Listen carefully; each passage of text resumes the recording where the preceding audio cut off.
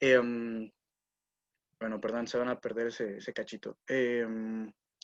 Entonces, digamos, seguían siendo estructuralistas en el sentido de que tenían esta idea de que sí, había estructuras que determinaban de cierta manera los sujetos, em, pero ya no creían que estas estructuras fueran universales, ¿no? Sino que eran más bien contingentes. Es decir, que podían transformarse y cambiar y ser otra cosa, ¿no? Eh, Foucault escribe un libro que se llama Arqueología del Saber, que es bastante interesante porque Foucault aquí lo que va a tratar de hacer es hacer la tarea de un arqueólogo, de una especie de arqueólogo, pero del conocimiento, ¿no? Y entonces él, digamos, va a empezar como a escarbar entre todos estos conocimientos que hay en la modernidad y se va a dar cuenta de que eso, de que son formas contingentes para explicar ciertas cuestiones de la realidad, pero que no han existido siempre, ¿no? Y en ese sentido, por ejemplo, la ciencia es un discurso que se ha construido muy recientemente, digamos, a partir de los últimos, no sé, 500 años a lo mucho, y, y que al principio se mostraba como un revelador de la verdad, pero que al final termina convirtiéndose más bien en una especie de imposición de una verdad en específico, ¿no? Eh, y eso sucede en cada uno de los campos en los que nosotros nos desarrollamos, ¿no?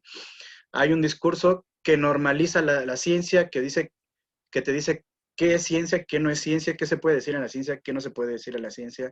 Hay un discurso que normaliza, por ejemplo, la educación, qué se puede meter en la educación y qué no se puede meter en la educación.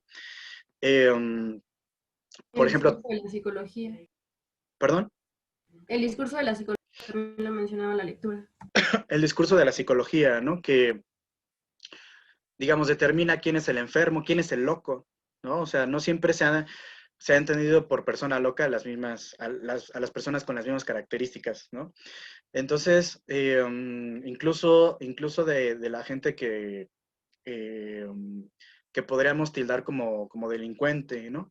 O sea, entonces, de esta manera estos discursos que son discursos del poder, y la ciencia también es un discurso del poder, van normalizando ciertas creencias y lo van transformando en pues una naturalidad, una especie de naturalidad, ¿no?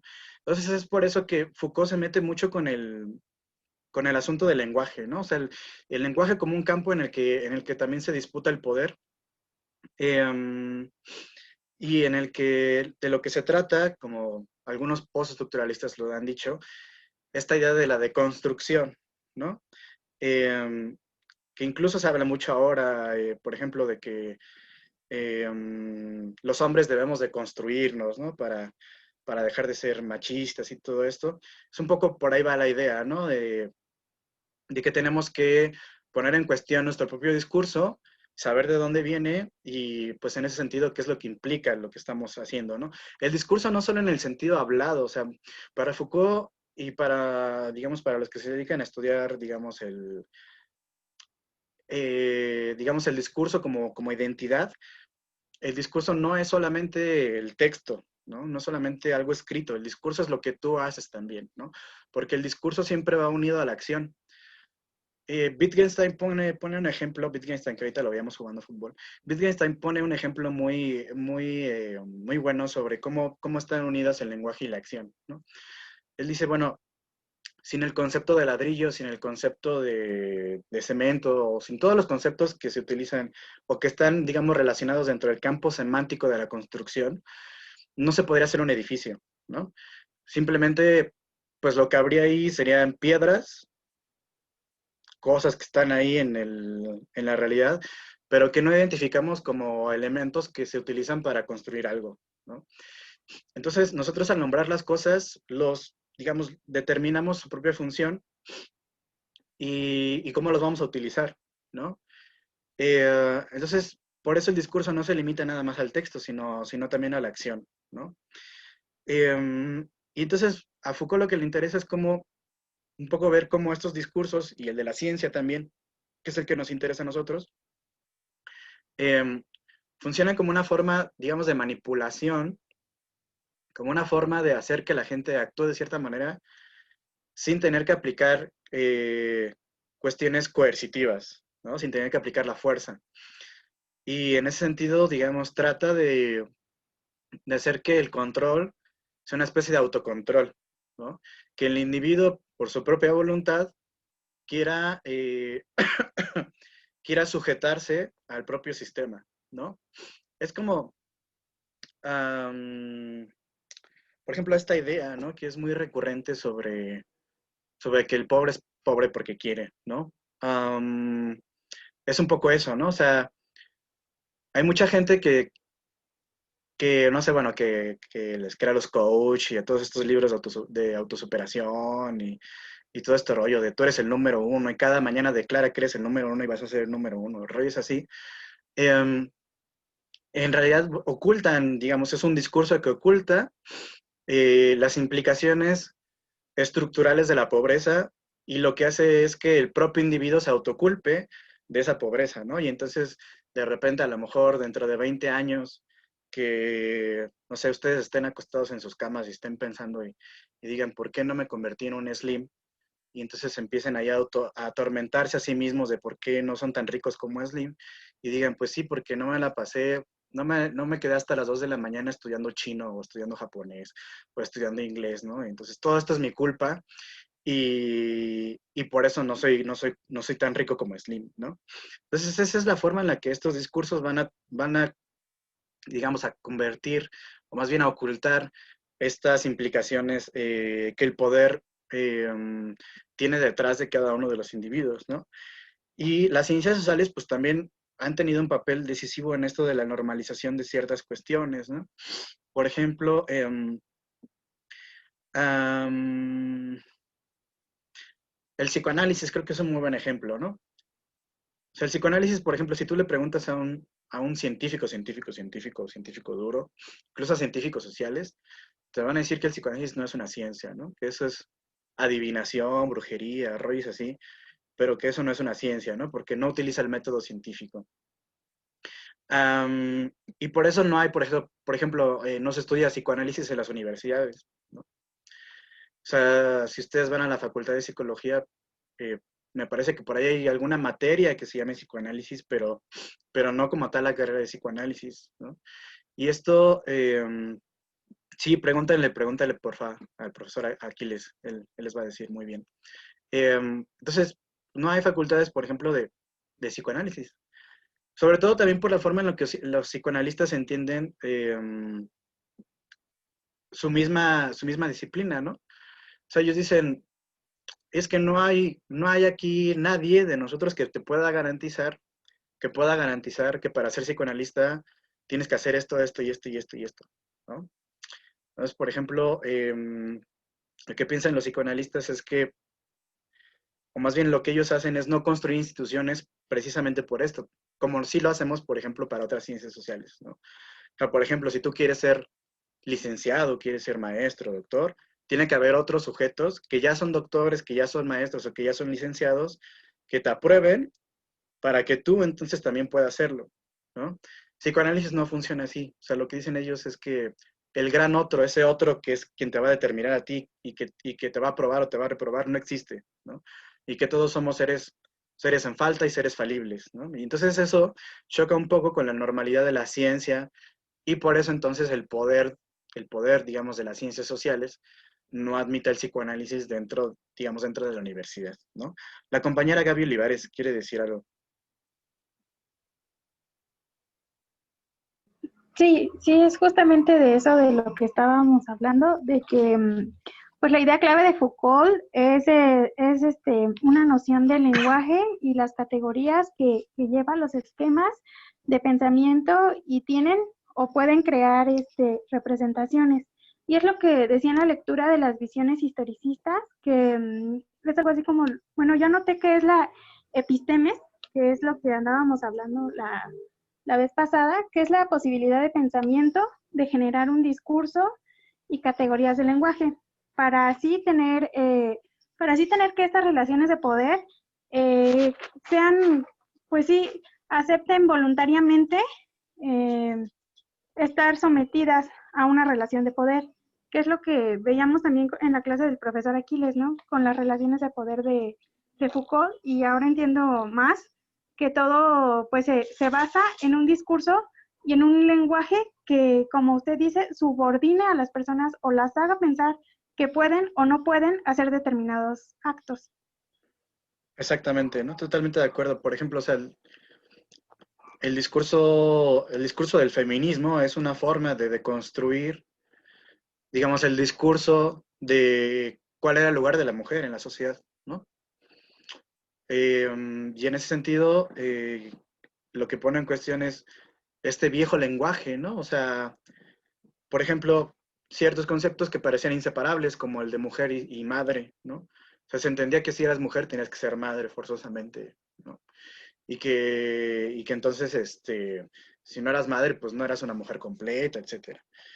Entonces, digamos, es una forma de explicar esto, ¿no? Y en las ciencias sociales, pues eso también es lo que ha sucedido. Y el Foucault lo que hace es criticar precisamente estas formas en las que las ciencias y la ciencia social han naturalizado ciertos comportamientos, ciertas formas de entender el mundo. Por ejemplo, una de las ciencias sociales que durante los últimos 30 años, aunque los últimos años ha perdido un poco esa fuerza que tenía, es la economía, ¿no? Que ha sido de las ciencias sociales más fuertes, en el sentido de que si ustedes veían la televisión, por ejemplo, en un noticiero en la mañana, pues era imposible que saliera un politólogo, ¿no? Así como a decir, a ver cómo va el país, un rollo así.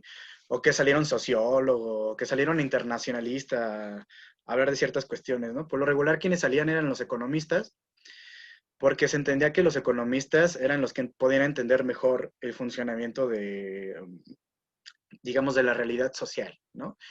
Y entonces eran siempre los que llamaban, digamos, los economistas se convirtieron durante mucho tiempo en una especie de sacerdotes de la ciencia, ¿no? O sea, ¿cuál era la tarea de los antiguos sacerdotes?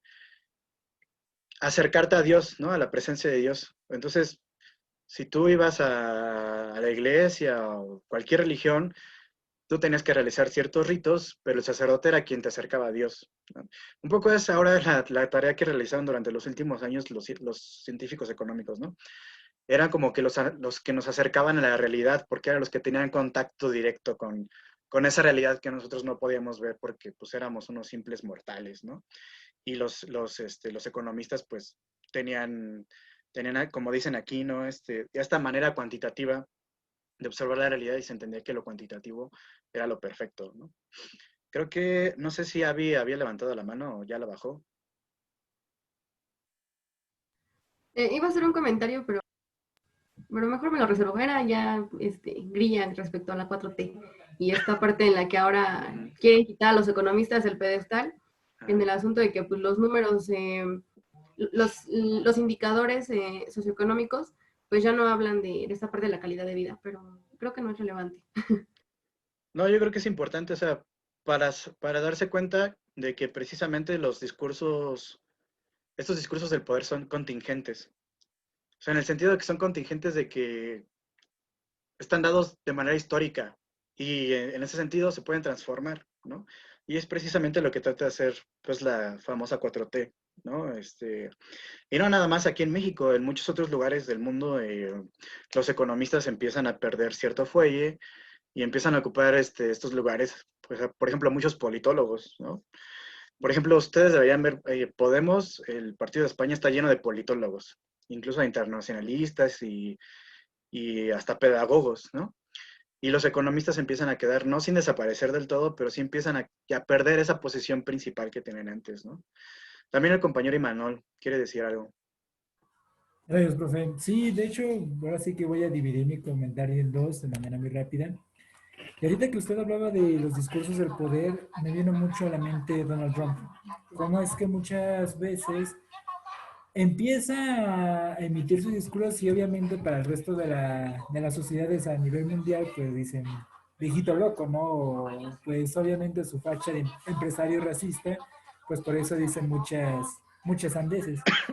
Aquí lo que pasa es que se debe determinar a qué sector de la población estadounidense le está hablando. Y obviamente su discurso como tal empodera a todos aquellos anglosajones, todos aquellos blancos que se sintieron ofendidos después de darle tanta cabida a los migrantes. Obviamente él empieza a decir, como manejar un poco el poder, diciendo, si seguimos permitiendo que sigan adentrándose los migrantes, obviamente nosotros vamos a perder la capacidad de actuar y básicamente las decisiones de nuestro país pues van a quedar en manos de terceras personas. Lo mismo está haciendo con China. Y otra de las cosas es que pues su discurso está pegando muy o bastante bien en la primera campaña presidencial antes de que fuera el presidente, pues veíamos a un Trump sumamente enojado con Latinoamérica. Y obviamente él sabía manejar las estructuras de una normalización de una sociedad estadounidense dañada, que obviamente, sin mencionar los nombres, pero culpaba directamente a Barack Obama, ¿no? En este caso. Y el segundo, ahora sí que la segunda parte del comentario, pues ahorita que comentaba Avi respecto a la 4T, hace algunos días platicaba con una señora que de la nada me empezó a decir que la 4T pues nos iba a llevar al carajo, que el comunismo y que muchísimas cosas. Y me doy cuenta, a pesar de que no me mencionó... sí, militarizar también. A pesar de que no me mencionó algún nombre con el cual se sintiera identificado, ahí me percaté de algo. Muchas veces no es el hecho de odiar a la persona, sino lo que representa. Y ahorita lo vemos con Frena. Muchas personas le dan de divierte a todas las cosas que hacen, ¿no? De ponerse en plantón e irse a un hotel, ¿no? A dormir y cosas así. Pero vaya, al final de cuentas, en una democracia se supone que todos los comentarios son válidos, puesto que son ciudadanos de México. Aquí me doy cuenta, no es tanto que sean las personas o sus acciones, sino lo que representan de toda esa opresión que el PRI y el PAN en este caso, pues cometieron en su momento, hicieron con respecto a la población. Entonces ahí, pues, manejando un poquito la cuestión de los discursos, ciertamente, ¿no? Es cuando un político como tal ya de profesión, es cuando pierde su legitimidad, es cuando pierde su vigencia. ¿Por qué? Porque obviamente el discurso y los hechos van muy separados, pero el discurso no deja de tener poder. Pareciera que no, pareciera, por ejemplo, que quién le creería al PRI después de casi 70 años, ¿no? En el poder. Pero vaya, todavía hay personas que creen el discurso de sus dirigentes. Todavía hay personas que creen que pues el PRI es la salvación de México y aunque muchas veces se lleguen a confrontar esos discursos, cómo se normaliza la estructura política y hacer saber o aparentar que la política no sale de los recintos parlamentarios, pues es algo que se normaliza, ¿no? Muchas veces no se dan cuenta que a veces la política no está dentro de esas cámaras o dentro del Palacio Nacional, sino está afuera. Pero eso es un poquito de lo que quería comentar. Sí, aquí igual lo que tendríamos que hablar entonces es como de este concepto de crisis orgánica, ¿no? Pero, de Gramsci, pero pero igual creo que nos desviaríamos un montón del tema. Pero creo que tienes la razón en el sentido de que sí, los discursos son, digamos, van perdiendo vigencia con el tiempo, ¿no? Y esto depende mucho de las circunstancias. O sea, ahorita estamos viviendo en una época, y ustedes como internacionalistas deben saberlo mejor, de crisis de representación política y de crisis de las ideologías políticas, ¿no? O sea, todo aquello que antes era aceptado generalmente como lo que podía hacerse en política, pues empieza a perder, digamos, a perder esa fuerza que antes tenía. Eh, pues creo que desde la crisis de 2008 y se ha acentuado ahora con la crisis con la crisis pandémica, por ejemplo, la cuestión del Estado, ¿no? O sea, si antes había un discurso que decía que el Estado se tenía que hacer más chiquito cada vez, pues con todo lo que ha pasado ahora, desde la crisis de 2008 y ahora con la pandemia se ha recrudecido, pues ahora lo que dicen es, no, o sea, tenemos que hacer más grande el Estado. Muchos países que antes estaban del otro lado ahora se pasan de este lado, ¿no? En Europa creo que ese es un caso ese es un muy buen ejemplo, o sea, recién, hace no mucho tiempo se aprobó una especie de presupuestos que acordaron todos los países de Europa, digamos, de dinero destinado a paliar los problemas que estaba provocando la pandemia en términos económicos, ¿no? Y algunos países los querían hacer, querían que eso fuera deuda, ¿no? Querían que no fuera como una especie de dinero que la Unión Europea le diera como, pues porque somos una unión y nos vamos a ayudar entre nosotros, sino querían que como en 2008 fuera una deuda a pagar, ¿no? Entonces, muchos países dijeron, no, o sea, ya hicimos eso en 2008, no funcionó, ¿quieres volver a hacer lo mismo? Y países como Alemania dieron la vuelta, ¿no? O sea, sí dijeron, no, o sea, esto no va a funcionar como una deuda, sino va a ser como un apoyo por parte de la Unión Europea, ¿no? Y, y países como Holanda se negaban, ¿no? Sí, sí querían que fuera una deuda y que los países del sur de Europa pues se volvieran a endeudar como lo hicieron en 2008, ¿no? Entonces, ese tipo de cambios en el discurso pues van mostrando la debilidad del antiguo discurso y cómo va entrando uno nuevo, ¿no?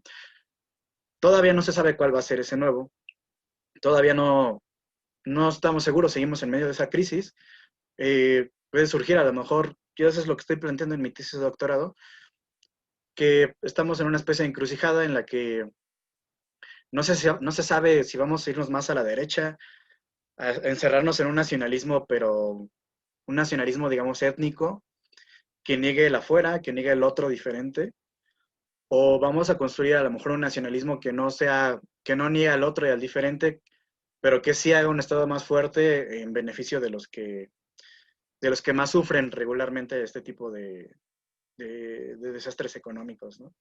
Entonces todavía no estamos muy seguros de qué va a pasar, pero es un muy buen ejemplo de lo que tiene que ver con estos discursos políticos, ¿no? Cómo están construidos. Bueno, nada más quería como entonces dejar eso en claro. Y ahora sí vayamos con la lectura que nos tocaba hoy, que era la de Sartori, ¿no? Empezamos con este textito de Sartori de lógica y método en las ciencias sociales. Y, Sartori es casi una leyenda, ¿no? En términos de las ciencias sociales, sobre todo para los politólogos, aunque para mí no, ha de confesar, pero para muchos politólogos sí, Sartori es una especie de leyenda que, que digamos, determinó ciertas cuestiones, ¿no? Sobre todo con lo que tiene que ver con los estudios comparados y con los estudios de los sistemas políticos. Eh, pero siento que a veces se ha caído en el error de que no somos capaces de ver más allá de Sartori, ¿no? Yo voy a tratar de proponerles algunas otras cosas que no son Sartori, pero creo que hace falta conocer Sartori primero para poder criticarlo, ¿no? Eh, entonces, bueno, por eso me interesaba como que leyéramos esta parte. Eh, y ahí, digamos aquí, lo interesante es cómo va planteando, cómo funciona la metodología comparativa, ¿no? Es decir, ya vimos con la primera lectura, digamos, cómo funciona la ciencia social en general, y ahora me interesa que veamos un poco cómo funciona, digamos, ya la metodología como tal, la metodología comparativa en las ciencias sociales, ¿no? Él lo que va a decir es, en primer lugar, que en toda ciencia política, o incluso yo diría que en toda ciencia social, hay un algo comparativo que le subyace, ¿no? O sea, que toda ciencia social hace ciencia comparativa hasta cierto punto, ¿no?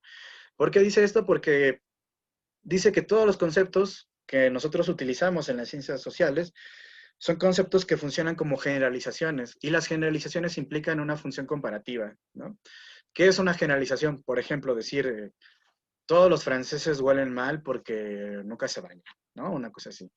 Sabemos que ese es un mito y todo el rollo, ¿no?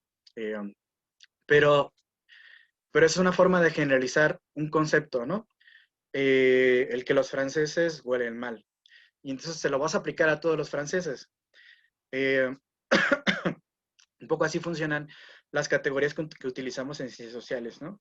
Aquí el asunto es que nosotros vamos a utilizar estas categorías o estos conceptos comparativos, las vamos a utilizar de manera explícita, pero además los vamos a utilizar de manera que sean rigurosos y no como esta generalización tan burda de la de que todos los franceses huelen mal, ¿no? Porque no se bañan. Entonces, aquí de lo que se trata es sí, de decir, sí vamos a hacer generalizaciones, pero no generalizaciones burdas, sino generalizaciones que vamos a construir de manera rigurosa, ¿no? Entonces, eso es un poco lo que trata de decir Giovanni Sartori, ¿no? Em, entonces, bueno, él se va a preguntar primero, ¿por qué vamos a comparar? ¿No? O sea, ¿de qué sirve comparar? Eh, y lo que él va a decir es un poco, bueno, digamos, la comparación es un método de control de las ciencias sociales, ¿no? Es una forma en la que nosotros vamos a, digamos, a determinar si ciertas, por ejemplo, si ciertas hipótesis son correctas o son incorrectas, ¿no? Si ciertas cuestiones que nosotros queremos comprobar son correctas o incorrectas, ¿no? Por ejemplo, en mi tesis de licenciatura yo hice un estudio comparativo de dos movimientos sociales, del Yo 632 y de los indignados en España, ¿no? Es un poco mi hipótesis era como que, a ver, aquí hay algo que no funcionó con el Yo 632, ¿no? O sea que me parecía a mí a primera instancia que los indignados habían logrado un cambio político en su país, cosa que el Yo 632 no había logrado, ¿no? O que había logrado muy pocas cosas, y sobre todo en términos culturales y no políticos. Entonces, digamos, lo que yo hice fue generalizar un concepto y aplicarlo a dos fenómenos que, que estaban en distintas partes del mundo, ¿no? El concepto de movimientos sociales. Entonces, yo lo apliqué a este fenómeno que se dio en España y a este fenómeno que se dio en México. Y fue una generalización, ¿no? Construí, como dice Giovanni Sartori, un concepto que pudiera viajar, o traté de construir un concepto que pudiera viajar, ¿no? Entonces, digamos, yo quise comprobar hasta a través de esta comparación mi hipótesis era que el discurso del Yo Soy 132 había sido sumamente tibio y que el de los indignados había sido mucho más radical y que por eso habían logrado transformar de manera mucho más certera su propia realidad política, ¿no? Entonces, al compararlos, quise comprobar esta hipótesis y según yo comprobé que sí, que el discurso más radical, digamos, en lo que había desembocado era una transformación más importante de la realidad política, ¿no? Bueno, a ver, aquí el compañero Manuel Negrete quiere participar, por favor. Sí, bueno, buenas tardes, primero que nada. Y bueno, efectivamente la lectura, digamos, que nos da como un panorama o nos llega como de entrada a lo que es nuestra materia, sistemas políticos comparados. Y bueno, parte principalmente de tres preguntas, que la primera ya lo mencionó, que es de qué sirve tal cual comparar, qué es comparable y cómo comparar. A mí lo que me llamó la atención, bueno, lo que a lo mejor se me quedó fue la segunda pregunta de qué es comparable.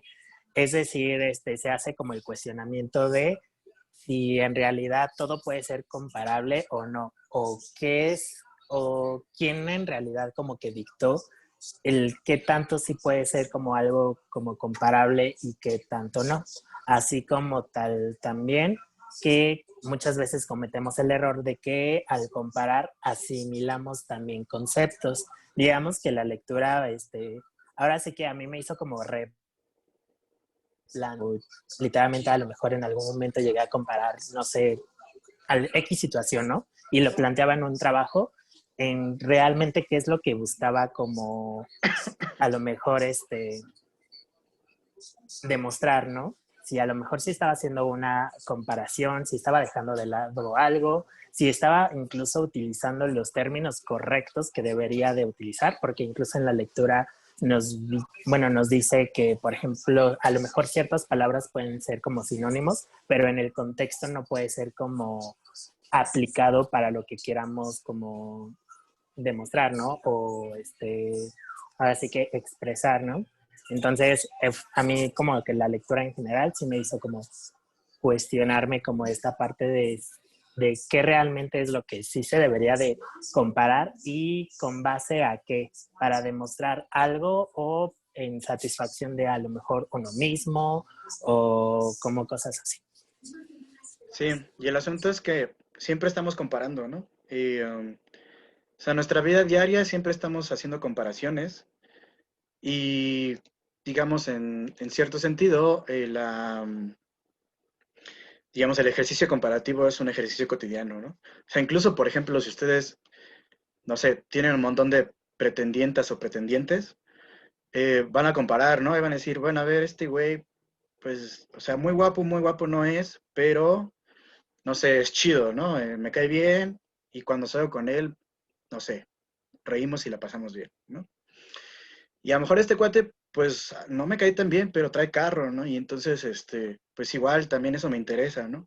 Entonces, bueno, uno empieza así como a comparar en la vida cotidiana y son cosas que vamos a tratar de llevar también a la cuestión de la aplicación metodológica, pero de manera un poco más rigurosa, ¿no? Y en ese sentido es lo que un poco se relaciona con esto que dices, ¿no? O sea, ¿qué es comparable? ¿Qué cosas no son comparables? O sea, no podemos comparar, a lo mejor es imposible comparar un perro con una piedra, ¿no? O sea, porque, pues, ¿cómo vas a comparar un perro con una piedra? ¿Cuál es ahí esta relación que puede haber entre ellos para que los compares, ¿no? También la compañera Diana Revilac creo que también quiere participar. Sí, justo ya lo iba a decir por chat.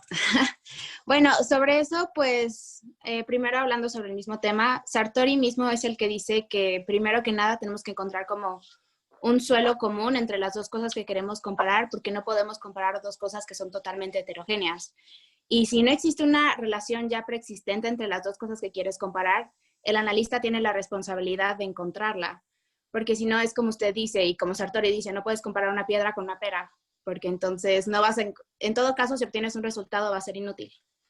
Y regresando un poquito a lo que decía Imanol, creo, sobre los discursos de Trump y AMLO y todo eso, Sartori también menciona que los discursos políticos se vuelven como cada vez un poquito más ambiguos y vagos, pero con intención de hacerlo así. Y yo lo relacioné mucho con el discurso de Trump, que en sí nunca dice como de vayan y maten a todos los que vienen, los que siguen al Islam o a todos los mexicanos o así, pero lo deja muy abierto a la interpretación dependiendo de qué tan derecha o qué tan izquierda sean sus seguidores. Y lo mismo pasa con AMLO y con su declaración de que ya no quiere incluir a los economistas, porque como lo deja la interpretación de que algunos pueden pensar de que, sí, los economistas ya no van a estar porque es como un símbolo de que ya no nos regimos por el sistema capitalista, de que debemos evolucionar más como Dinamarca, que tienen sus niveles de vida altos, pero no nada más de la economía. Y algunos lo interpretan como el paso al comunismo.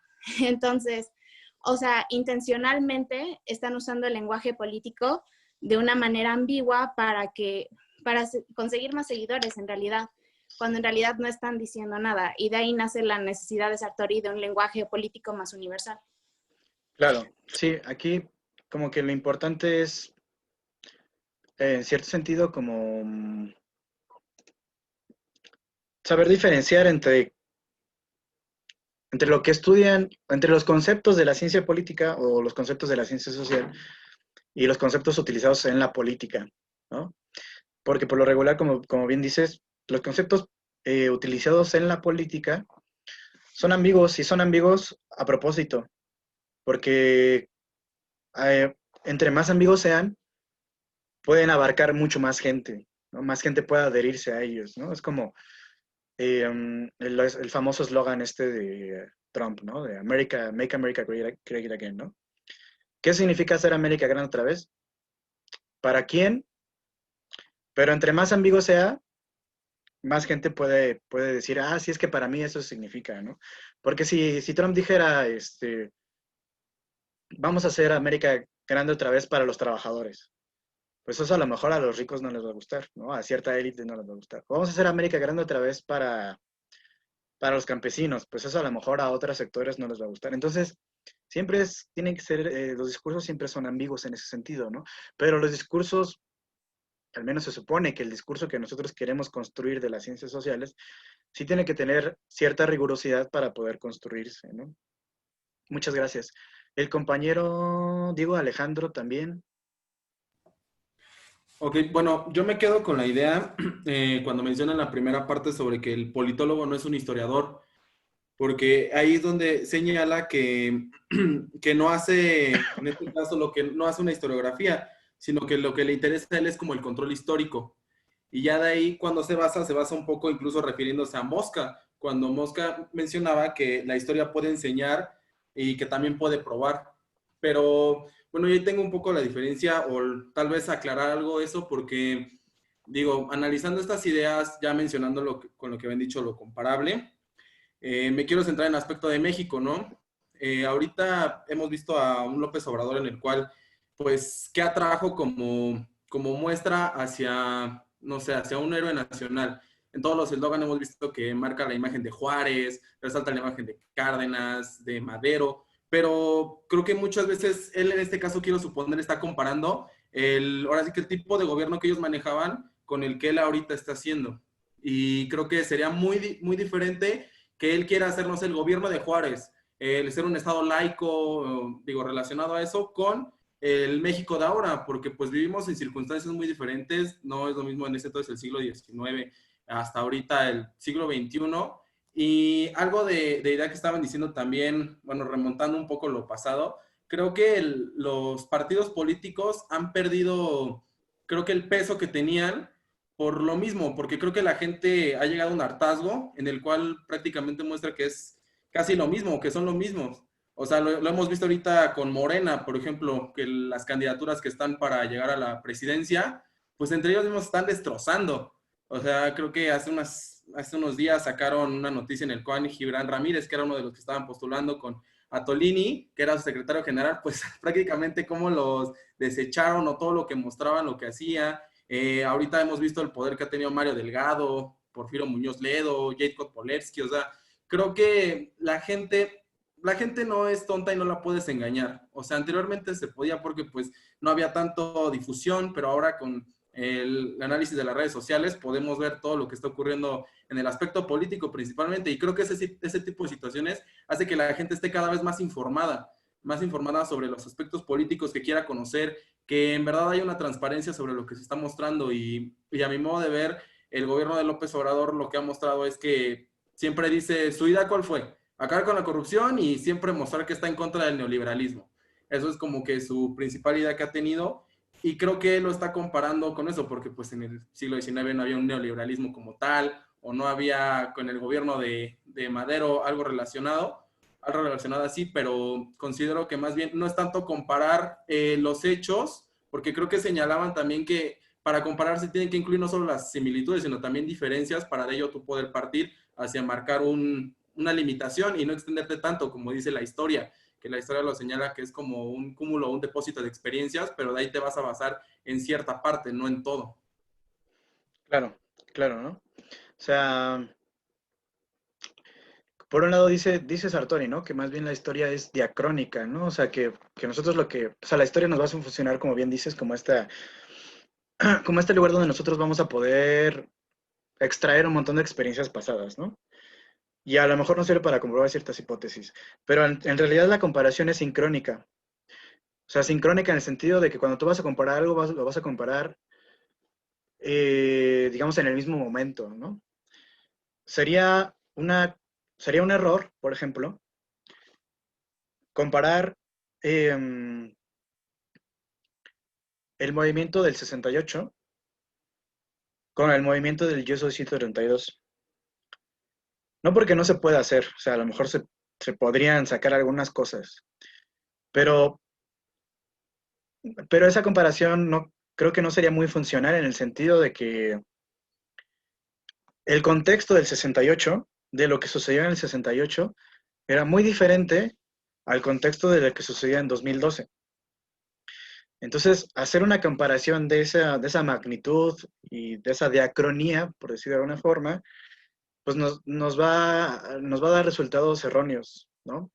Entonces, por eso se supone que lo que hay que comparar son situaciones sincrónicas y no diacrónicas, ¿no? También está el compañero Eric Hernández. ¿Quiere decir algo? Sí, ¿ya me escucha bien ahí, profe? ¿Se me escucha? Sí, adelante. Ah, ok, vale.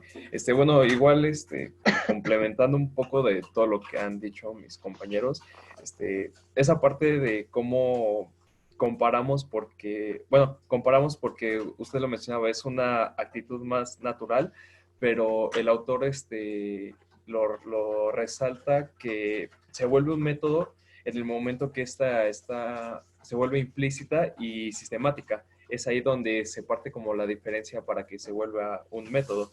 Y también pues las cuestiones de que, ¿cómo decirlo? ¿Qué es comparable y qué no? Yo lo entiendo que era con base a la pertenencia de la clase que se tiene, porque la comparación depende de, como ya mencionaba una compañera, de la homogeneidad que esto debe de tener. O sea,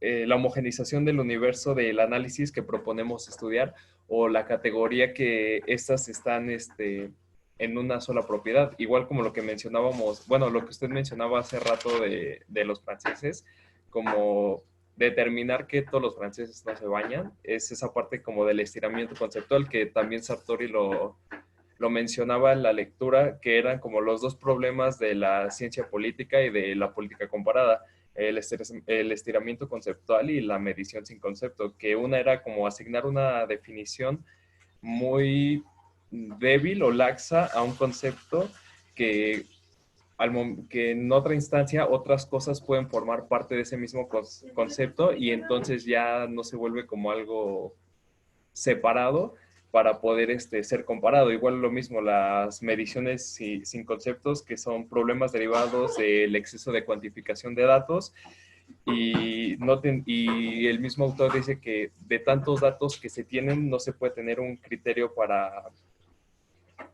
Sí, no se tiene un criterio para poder formar ese análisis comparativo. Y pues igual concluyo con la parte que yo lo relaciono, que todo esto se da principalmente para la formación de conceptos, ya incluyendo los métodos experimentales, estadísticos, comparados, históricos. Y bueno, ya, sería todo. Gracias, sí, todo lo que dijiste, tienes razón, ¿no? Con esto del estiramiento de los conceptos, ¿no? Creo que eso sí es muy importante. O sea, a veces queremos trasladar un cierto concepto que explica o que surgió para explicar una cuestión muy focalizada o muy enfocada en algo en particular.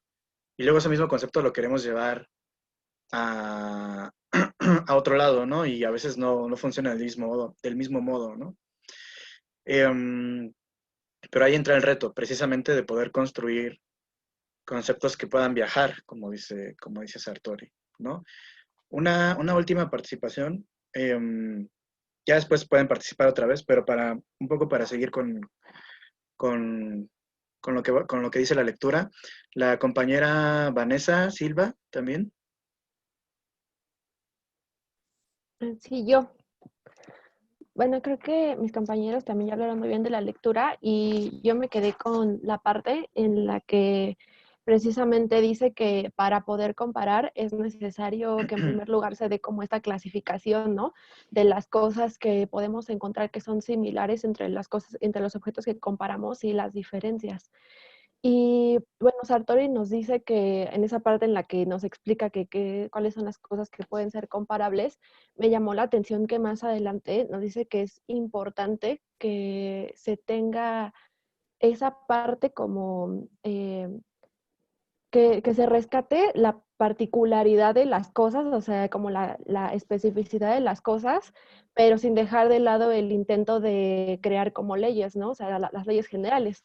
Entonces, se me hizo interesante hasta el final cómo busca este equilibrio entre, él lo dice de forma de ideográfico y nomotécnico, ¿no? O sea, en la cuestión de que, la había anotada aquí, de que, o sea, lo ideográfico, porque de hecho esa parte al principio como que no me había quedado muy clara, pero esta parte de las ciencias sociales que buscan, bueno, el nomotécnico, que buscan hacer algo más particular, y las ciencias naturales siempre están buscando más generalizar. Entonces él nos dice que ese equilibrio entre ambas cosas que se necesitan para generar las teorías políticas y hacer un buen método comparativo se logra mediante esta como escala de abstracción, en donde pues obviamente puede como que descender el concepto, ¿no? Porque varía, está de arriba abajo entre la connotación y la denotación, y eso fue lo que se me hizo interesante, porque al final siempre se busca que la denotación pues vaya bajando y se vaya adecuando a lo que nosotros queremos comparar y a lo que al final queremos probar.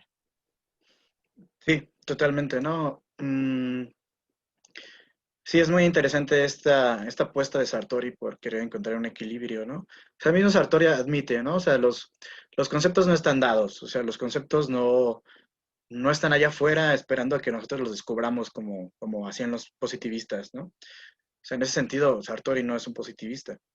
Eh, pero sí dice, o sea, no están allá afuera, nosotros los inventamos, sí, pero sí podemos construirlos de manera rigurosa, o tratar de construirlos de manera rigurosa para que puedan decirnos algo a nosotros y para que puedan sernos útiles, ¿no? Entonces, sí, esa parte creo que es muy importante. Yo creo que es una empresa que muchos científicos sociales han querido hacer. No sé si con mucho éxito o con menor éxito, ¿no? Porque al final me parece que lo que hace Sartori es también construir una especie de discurso del poder. Lo vamos a ver un poco más adelante a profundidad, pero por ejemplo, cuando Sartori, en otro texto que vamos a ver después, dice, en realidad los sistemas políticos, los mejores sistemas políticos o los que funcionan mejor son aquellos en donde, por ejemplo, las diferencias ideológicas de los partidos no son tan fuertes, ¿no? Sino que son más o menos parecidos los partidos, ¿no?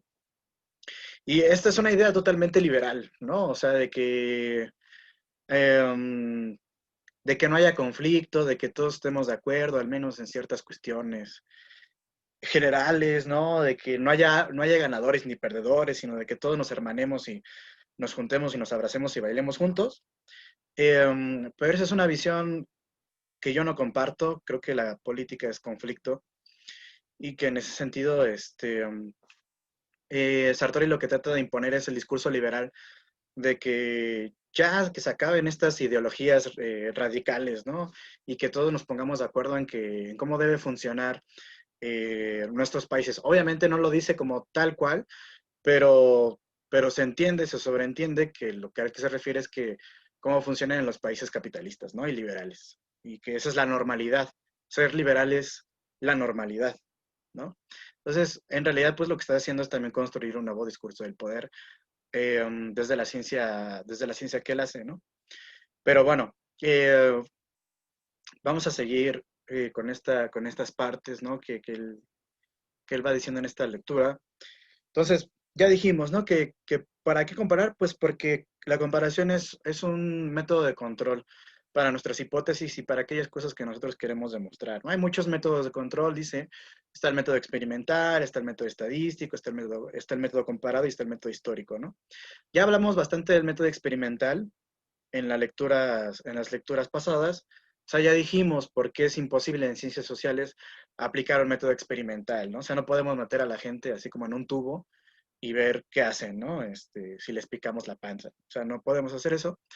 Entonces, el método experimental en realidad no puede funcionar de la mejor manera en ciencias sociales. En cuanto al método estadístico, un poco también ya lo dijimos, ¿no? Con el asunto digamos, de la construcción de ciertos conceptos que a veces realmente no están reflejando la realidad y que el método estadístico siempre digamos, es una foto instantánea, ¿no? En el sentido de que tú cuando haces un análisis estadístico, lo que estás haciendo es ver cómo estaba, por ejemplo, haces una encuesta sobre qué opina la gente del 4T, de la 4T, ¿no? Entonces, si tú haces esta encuesta, o sea, hacías esta encuesta cuando recién ganó López Obrador, pues te daba la foto de ese momento, ¿no? Pero si tú vuelves a hacer esa encuesta ahora, tal vez las cosas hayan cambiado y ya no se opine lo mismo, ¿no? Entonces, te va a dar otra foto diferente. Y por eso, esa es, digamos, también la limitación del método estadístico, ¿no? En cuanto al método comparado, bueno, pues es el que nos interesa aquí. Ya dije un poco más o menos cómo sirve. Y también está el método histórico, y ya también un poco expliqué que aquí no se trata de hacer como en la historia, digamos, comparaciones diacrónicas, sino que sean comparaciones sincrónicas, ¿no? Y luego, por otro lado, ya cuestiones que también ustedes han mencionado, que es la cuestión de qué es comparable, qué es lo que vamos a poder comparar y cuáles son aquellas cuestiones o aquellos elementos que no vamos a poder comparar, ¿no? Por ejemplo, querer comparar la piedra con el perro no va a funcionar, pero a lo mejor si queremos comparar una pluma Bic con una pluma, no sé, otra marca de plumas que ahorita no se me ocurre, ¿no? Pues a lo mejor eso sí se puede hacer porque pertenecen a una misma, digamos, a la misma clase de objetos, ¿no? Ambas son plumas, las dos sirven para escribir, a lo mejor las dos son de color negro, ¿no? Queremos comprobar a ver cómo funcionan las plumas Bic y cómo funcionan las plumas X, ¿no? Y de color negro, de tinta negra, ¿no? Y entonces elegimos esas dos para comprobar, para compararlas, ¿no? Aunque durante algún tiempo hubo diferentes propuestas de cómo se tenía que comparar, ¿no? Algunos decían que había que comparar lo que equivalía, ¿no? O hacer equivalente aquello que era diferente, ¿no? Pero lo que dice Sartori es que cuando nosotros tratamos de hacer igual una cosa a otra, en realidad vamos a caer en la arbitrariedad, ¿no? O sea, si tratamos de encontrarle ciertas semejanzas, por ejemplo, a la piedra y al perro, pues a lo mejor lo podemos hacer, ¿no? A lo mejor podemos decir, bueno, pues la piedra es una cosa que existe y el perro también es una cosa que existe, ¿no? Y entonces ahí ya más o menos nos estamos asemejando de cierta manera, pero eso no nos va a servir para explicar ciertas cuestiones, ¿no? Entonces, esto es como forzar las comparaciones, ¿no? Por otro lado, se decía que, por ejemplo, lo que había que comparar eran las variables, ¿no? Digamos, aquellas características que eran constantes en ciertos objetos. Y eso un poco lo discutimos también con la cuestión de las variables en la lectura pasada. Pero en realidad esa digamos, es una subtesis de la tesis de la comparación. O sea, ya cuando llegamos a comparar variables es porque ya empezamos a comparar los objetos, ¿no? Entonces, comparar variables es un paso que va más allá adelante de escoger, primeramente, cuáles son los objetos que vamos a comparar, ¿no? Entonces, pero vale como un paso posterior, ¿no? Entonces, lo que va a decir él es, sí, lo que en realidad nosotros tenemos que comparar son aquellos objetos que pertenezcan al mismo género, por ejemplo, a la misma especie, a la misma subespecie, o a la misma clase, ¿no? Comparar un partido político con otro partido político, comparar un sistema político con otro sistema político. No es posible comparar, por ejemplo, o no funcionaría comparar, por ejemplo, un sistema político con un partido político, porque son inconmensurables, porque son cosas muy diferentes, ¿no? O comparar un movimiento social con un partido político, pues tampoco, ¿no? No podría aplicar. Entonces tenemos que comparar aquellas cosas que pertenezcan a la misma clase y al mismo género, ¿no? Aunque Sartori admite, ok, bueno, sí, en realidad esta homogeneidad o esta heterogeneidad, es decir, estas semejanzas o estas diferencias que pueden existir en los objetos, pues no están dadas a priori, no están dadas en la naturaleza, sino que nosotros mismos las vamos a asignar, es decir, que son fabricadas, pero no son fabricadas, digamos, de manera arbitraria, sino que van a ser fabricadas a partir de una lógica, dice él, clasificatoria, ¿no? Una lógica a partir de la cual nosotros podamos entonces determinar qué objetos son comparables y qué objetos no son comparables. Y de esa manera entonces frenar, dice él, el asunto de la subjetividad, ¿no? Para no caer en esta arbitrariedad subjetiva de querer comparar cualquier cosa, ¿no? Luego, habla de la comparación global. Bueno, tiene ahí un subtítulo que es la comparación global. Y un poco aquí va a explicar, digamos, el contexto en el que se encontraba esa ciencia política o esa ciencia comparativa en el momento en el que él está escribiendo este libro, ¿no? Hay cuestiones que que se transformaron. No recuerdo exactamente el año en que escribe este libro, pero hay cuestiones que ya no, que a lo mejor se transformaron en cierto momento y que ya no aplican del todo, ¿no? Pero era una forma de justificar, o él quería justificar su idea de por qué había que construir, digamos, conceptos que pudieran viajar, ¿no? Entonces, lo que él va a decir es que, en primer lugar, ¿cuál es el contexto en el que vamos a construir estos conceptos? En primer lugar, que hay un ensanchamiento o expansión de la política, ¿no? Eso ya es indudable en nuestra época, una cosa que a lo mejor apenas empezaba a suceder en época de Sartori, ya en esta época ya es una cosa que creo que no se puede poner en duda, ¿no? O sea, ya los límites de la política ya no son los viejos límites que antes se tenían. Por ejemplo, ¿no? La política simplemente se reducía al asunto de los partidos políticos, ¿no? Y a las cuestiones parlamentarias, a las cuestiones de los congresos, etcétera, ¿no? Y ahora hemos visto que la política ha ampliado, digamos, su espacio de acción, ¿no? Yo siempre, para poner un ejemplo de cómo esto ha sucedido, siempre me gusta hablar de esta frase de que dicen las feministas de que todo lo personal es político, ¿no? Pues esa es una expansión de la política, ¿no? O sea, antes lo personal, pues no era político, era una cuestión privada, ¿no? O sea, era una cuestión que se quedaba en asuntos de casa, en asuntos del hogar. Ah, bueno, pues es que si tu esposo te trata mal o no te deja ir a trabajar o no te permite, etcétera, etcétera, etcétera, pues es una cuestión privada, ¿no? No es una cuestión que interese políticamente a toda la gente, sino es tu bronca, ¿no? Es como tu problema. Y, pero precisamente lo que han hecho las feministas es reivindicar un asunto que era privado, hacerlo político, ¿no? Y decir que todos esos asuntos que antes eran privados, decir que son un problema político y que son un problema público y de interés social, ¿no? Para todos y todas.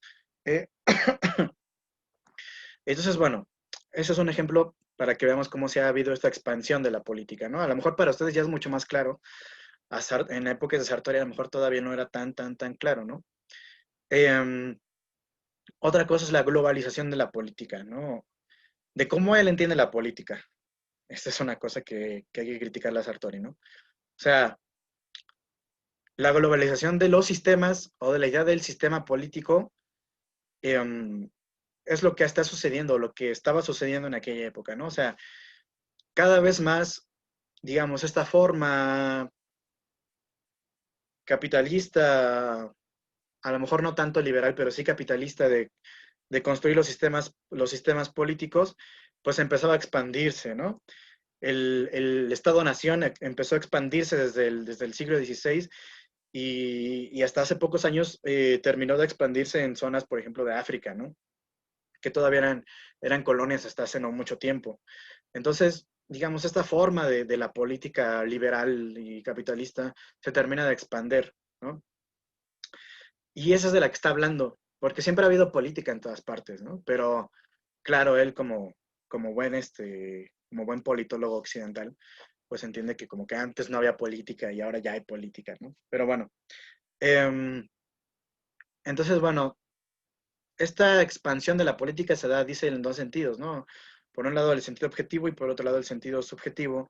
El objetivo, pues, sería este crecimiento de la politización que ya un poco que ya mencionábamos antes, y también de las ideologías y de los credos políticos, ¿no? No sé hasta qué punto esto siga siendo verdad en nuestra época, porque a mí me parece que hay una crisis de las ideologías políticas y una crisis de la representación política, ¿no? No quiere decir que haya desaparecido la política, simplemente que ahora ya no nos funcionan esas viejas ideologías que antes funcionaban, ¿no? Digamos, en las que antes se militaba para hacer política, ¿no? Y también dice que, digamos, en este mismo sentido objetivo, dice que la intervención del Estado aumentaba, ¿no?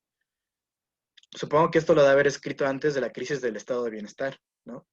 Antes de que el Estado se empezara a hacer más pequeño, pero él todavía ve, digamos, una especie de crecimiento del Estado, ¿no? Y por otro lado, esta parte subjetiva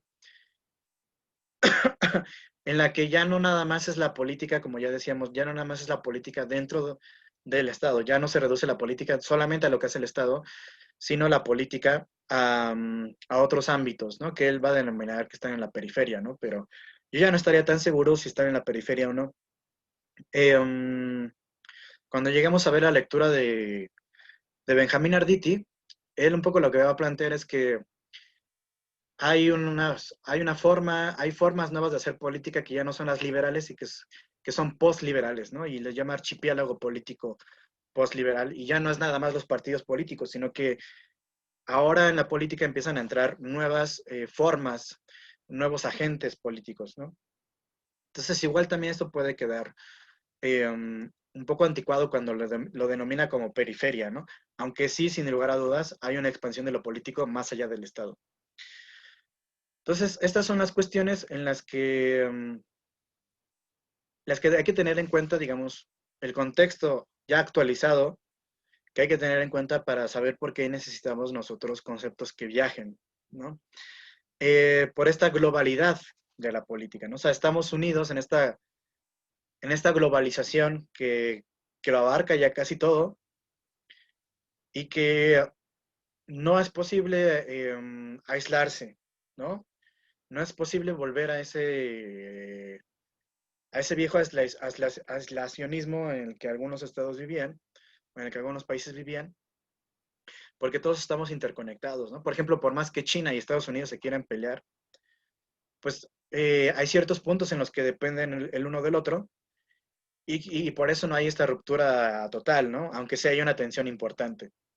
Pero digamos, es por esta situación que digamos que los conceptos están, que más bien que la globalización está empezando a abarcar todo, y la globalización política también, pues que necesitamos conceptos que pues nos ayuden a entender toda esta globalización y no solamente un lugar en específico, ¿no? Entonces, digamos, hay este esfuerzo porque estos conceptos políticos que nacieron en Occidente, y él lo admite que nacieron en Occidente, puedan ser utilizados no solamente para analizar Occidente, sino que pueden ser utilizados para analizar otras partes del mundo, ¿no? Entonces, bueno, teniendo en cuenta eso como contexto, ¿no? Y luego en el capítulo 10.4, donde habla del etnocentrismo y de la universalidad, pues vuelve a este concepto que a lo mejor todos alguna vez hemos escuchado de etnocentrismo, que es un poco la idea, ¿no? De que como nosotros fuimos países conquistados, somos países de la periferia, realmente los conceptos científicos sociales nos llegan de allá, ¿no? Y entonces, como esta parte del discurso del poder, no son impuestos, y entonces tenemos que usarlos, ¿no? Sin poder aplicarlos o sin poder traducirlos a nuestra propia realidad, ¿no? Un poco lo que Sartori dice, bueno, sí, sí es cierto, ¿no? O sea, si hay este etnocentrismo, y aparte este etnocentrismo en lo que cae es en este estiramiento que decían de los conceptos, ¿no? Pero al querer estirarlos tanto, se pierde la comprensión de que se trata de plantear, ¿no? Se pierde en precisión. Entonces, lo que él va a decir es, construyamos conceptos que sean universales, pero que sean universales empíricos y no conceptos universales abstractos, ¿no? O filosóficos, si quieren. O sea, conceptos que nosotros podamos verificar, es decir,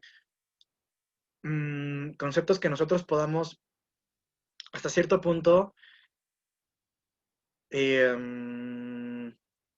verificar, ¿no? En la propia realidad. Y que no nos quedemos con conceptos que al final, por querer trasladarlo de un lado a otro, no terminen de decirnos nada. Estoy tratando de pensar en algunos de estos conceptos, ¿no? Que pudieron haber caído en ese problema. Por ejemplo, el concepto que ya les platicaba de estado fallido, ¿no? Que por un momento se quiso estirar tanto, se quiso aplicar a tantos países, ¿no? Que al final pues terminó por no sernos útil para explicar la propia realidad, porque, por ejemplo, países como México y países como Somalia, que supongo que ustedes como internacionalistas saben, o sea, de la situación de Somalia, que en un punto de su historia se disolvió totalmente y salieron como 3, 4 países de ahí, ¿no? Entonces decían que, por ejemplo, México era estado fallido, pero también Somalia. Entonces era como una cuestión, pues que no, o sea, no te decía nada porque obviamente que la situación de México no era igual a la de Somalia. O sea, sí estamos mal, pero no estábamos mal al grado de lo que se padecía en Somalia, ¿no? Entonces, ese es un ejemplo de cómo ese estiramiento de los conceptos, pues no nos ayuda a entender realmente lo que pasa, ¿no? Llegamos a construir generalizaciones tan amplias que no nos ayudan a comprender realmente lo que sucede. Eh, y él se empieza un poco a quejar, ¿no? También de, a ver, o sea, ¿qué es lo que ha sucedido para que nosotros, bueno, él dice nosotros, ¿no? Como politólogos, eh, no hayamos podido construir conceptos que nos utilicen y que no hayamos entendido que esto del estiramiento de los conceptos pues no funciona, ¿no? Y pues una cosa que dijo fue que falta pensar sobre pensar, el pensar, ¿no? O sea, que los politólogos nunca le entraban al rollo de la epistemología o al rollo de la, digamos, del método de las ciencias sociales o de su propio método, y que por tanto dependieron de métodos de otras ciencias para poder adaptarlos a su propio estudio, ¿no? Como la sociología, como la estadística, como la economía, etcétera. No sé, porque yo no soy internacionalista, pero no sé qué tanto esto se aplica a su propia carrera, pero podría, podría ser un punto de ustedes para que lo reflexionen, ¿no? O sea, hasta qué punto los conceptos que ustedes utilizan o los métodos que ustedes utilizan para construir conceptos son métodos que se han traído de otras ciencias sociales y que a lo mejor haría falta construir métodos desde su propia ciencia social, ¿no? Si es que eso es posible, ¿no? También otra cosa es que, bueno, son estas dos cosas, ¿no? Que falta el pensar sobre el pensar y también que nuestras disciplinas sean capaces de poder construir sus propios métodos para analizar la realidad, ¿no? Entonces, bueno, dice, muchos al ver este problema, lo que hicieron fue decir, bueno, o sea, como es un problema eso de construir conceptos, y como es un rollo porque pues hay que ponerse de acuerdo y los conceptos pues son construidos por nosotros mismos y entonces son subjetivos, etcétera, lo que deberíamos hacer es dejar de ponernos a buscar conceptos y más bien medirlos, ¿no? Un poco lo que ya habíamos visto con las lecturas pasadas, ¿no? Si no se trata de construir conceptos porque pues eso es muy subjetivo, sino de medirlos, de encontrar en estos objetos que vamos a estudiar cuestiones que nosotros podamos medir, ¿no? Cuantificar para que entonces sea más real, porque lo cuantificable es más real, ¿no? Lo que no es cuantificable no existe. Pero incluso Sartori critica esta postura, ¿no? Digamos, hay ciertos problemas, ¿no? Con esta cuestión de la medición, pero sobre todo dice, a ver, es que nosotros no podemos medir nada si nosotros primero no sabemos qué es lo que queremos medir. Entonces, primero hace falta construir el concepto para entonces poder medir lo que queramos de ese concepto. Pero no puede ser al revés, o sea, no puedes medir una cosa que no sabes qué es realmente, ¿no? Que no has conceptualizado primero. Entonces, digamos, estos son como algunos de los puntos más, más importantes de esta lectura, ¿no? Que quiero que vayan teniendo como en cuenta, ¿no? Entonces, bueno, no sé si tengan alguna duda. No sé, bueno, aquí creo que la compañera Lilian López tiene levantada la mano. No sé si quiera decir algo. Sí, profe. Bueno, bueno, iba a complementar un comentario de mi compañera, pero lo digo de una vez y igual como cerrando, lo que hemos visto, esto como esta idea de globalizar la política, pues ha ha tenido como una exigencia, ¿no? De reconceptualizar los conceptos, si lo podría decir de esta forma. Entonces, esta política comparada global, como usted bien lo menciona, a esta gran amplitud de comprensiva que se le están añadiendo a los conceptos, pues claramente se pierde la precisión. Entonces aquí yo tengo una duda sobre la manipulación de los datos, ¿no? Que nosotros tenemos como estudiantes de ciencias sociales y de la metodología, que a lo mejor nosotros también podemos llegar a influir a la manipulación, ¿no? Porque buscamos como que la similitud conforme a lo que nosotros queremos. Entonces, usted, profesor, ¿cómo, o sea, cómo nos ayudaría o cuál sería como la respuesta para que no cayéramos en eso, ¿no? O sea, en esa como ambigüedad de arbitrariedad, podría decirse. Gracias por tu pregunta, bastante difícil. Creo que de lo que se trata es, digamos, tenemos que ser muy conscientes que nuestro trabajo va a ser falible, ¿no? O sea, que el trabajo de investigación que podamos construir nunca va a ser perfecto y nunca va a mostrar la verdad tal cual es, ¿no? Eso es muy triste, porque entonces uno dice, ah, chinga, ¿y entonces para qué estoy estudiando, no? Am, pero, pero sí podemos construir de manera rigurosa ciertos conceptos y ciertos métodos que nos funcionen para explicar aquellas cosas que nosotros queremos entender, ¿no? No se trata de llegar a la objetividad y a la neutralidad, sino se trata de construir objetos de estudio que a nosotros nos interesen y que nos interesen, pues porque implican o porque tienen una implicación social, ¿no? Por ejemplo, la pobreza. La pobreza, pues, es un concepto que alguien se inventó y que de repente, por ejemplo, si ustedes han visto, de repente, dependiendo de la institución que estudie la pobreza, van cambiando los criterios de lo que se va a entender como pobre y lo que no es pobre, ¿no? Entonces, esa es una cuestión muy relativa, por ejemplo, incluso relativa no solamente de cada institución, sino de cada país, ¿no? Por ejemplo, no es igual ser pobre aquí en México que ser pobre allá en Estados Unidos, ¿no? O sea, creo que ser pobre en Estados Unidos es ganar, no sé, $3,000 mensuales, una cosa así, ¿no? Y bueno, acá ganar $3,000 mensuales es como, no mames, o sea, pues ya slim, ¿no? Un rollo así, ¿no? Bueno, no slim, pero obviamente pues es alguien de clase más o menos media, ¿no? Por ahí va.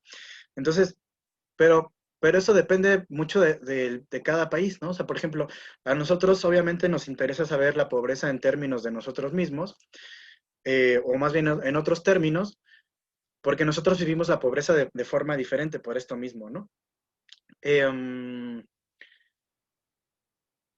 La pobreza aquí en México, no sé, o sea, pues ganar 50 pesos diarios, ¿no? Eh, cosa que a lo mejor, pues, según ciertas estadísticas, y no sé, se toma como pobre, ¿no? O incluso como pobreza extrema, ¿no? Pero eso se da, digamos, en nuestro contexto, porque pues somos un país de tercer mundo y porque no somos un país desarrollado, etcétera, ¿no? Eso en Estados Unidos, pues no se podría aplicar porque su pobreza, como ya decía, es diferente. Entonces, aquí imagínense el reto entonces de construir un concepto de pobreza que pueda viajar, que pueda ser utilizado en distintas regiones del mundo, ¿no? Yo no conozco el concepto, por ejemplo, de pobreza que puede manejar la ONU, ¿no? No sé si la ONU tenga algún concepto de pobreza, a lo mejor ustedes se lo saben, pero supongo que el concepto de pobreza que tenga la ONU es un concepto que ellos han construido para poder explicar la pobreza no en un solo país, sino en distintos países, ¿no? Sería interesante meterse a ver cómo lo maneja la ONU, ¿no? Este concepto de pobreza. Entonces, sí, no se trata de ser objetivos, sino de construir objetos de estudio y conceptos que a nosotros nos interesen, ¿no? La pobreza, pues porque es un problema que padecemos todos los días, ¿no? Y entonces nos interesa saber qué onda con la pobreza, pero la pobreza no es, pero nosotros lo estamos decidiendo, ¿no? La pobreza no es una cosa que esté dada en la naturaleza misma de las cosas, ¿no? Sino que es un problema social. Entonces, en ese sentido, por eso los conceptos que nosotros vayamos a construir tienen que ver con problemas sociales que a nosotros nos interesen. No problemas objetivos, no problemas que vayan a demostrarnos la verdad tal cual es la realidad, ¿no? El noúmeno que desea Kant, sino simplemente aquellos problemas que a nosotros nos interesa conocer y de manera rigurosa, ¿no? De manera que sí nos puedan decir algo de ese problema, ¿no? También la compañera Pamela Benítez. Ya, yo. Adelante. Bueno, ya dijeron bastante, pero yo con lo que quería contribuir es que hilé la parte de la política globalizada, en la parte donde decía justo lo que mencionaba mi compañera Lilian, sobre que cuando no hay innovación en la creación de los términos, se tiende a caer en una ambigüedad o ni siquiera son objetivos. Lo hilé un poco con la fórmula política de AMLO en su campaña, que por ejemplo, bueno, ya mencionaron todo sobre la 4T y todo eso, pero en sí, por ejemplo, tanto el concepto de corrupción y de pobreza, como los hiló a su discurso, vaya, a su fórmula política, tergiversándolos y apelando a la moral y pues a los sentimientos, a la carencia, a la esperanza. Entonces, siento que, bueno, no solo él, también hay varios ejemplos, por ejemplo, en El Salvador, con Nayib Bukele, que apelaba, bueno, ahí había una cuestión de bipartidismo también, que bueno, eso es ya otro tema, pero vaya, es la fórmula política en sí la que siento que tergiversan mucho estos conceptos que ni siquiera son, no los reconceptualizan, los destrozan por completo. Entonces, también habría que, pues, entender un poco esa parte de hasta cuándo es una reconceptualización bien hecha y cuándo es usado a favor de ganar una campaña o de ganar legitimidad. Claro, totalmente de acuerdo, ¿no? O sea, por eso decía hace rato, ¿no? O sea, es importante como diferenciar entre los conceptos utilizados en política y los conceptos utilizados por las ciencias sociales o la ciencia política o las relaciones internacionales, ¿no? Y como en política, pues por lo regular lo que se trata es de una disputa por el poder, ¿no? Y lo que se supone, entre comillas, que nosotros estamos haciendo es poder explicar ciertos fenómenos, ¿no? No nos estamos disputando el poder, se supone, sino que estamos tratando de construir herramientas para poder explicar ciertos fenómenos. Aunque sí hay una cuestión ahí del poder de la que nadie se puede escapar, ¿no? O sea, ya con Foucault supongo lo vieron con el profesor Rodolfo, o sea, el poder está en todas partes, entonces, hasta en sus relaciones de noviazgo, si es que tienen un novio, novia o pareja o lo que sea, pues hay una relación de poder de la que nadie puede huir. Entonces, sí hay, el poder está en todas partes, pero sí podemos hacer el esfuerzo de construir, como tú decías, conceptos que sean más o menos rigurosos, ¿no? No objetivos, pero sí, o no neutrales, pero sí, sí rigurosos, ¿no? Que tú puedas demostrar que llegaste a partir de una, digamos, de un método construido lógicamente y rigurosamente, ¿no? Aunque esté equivocado, porque podemos construir un método que esté equivocado, ¿no?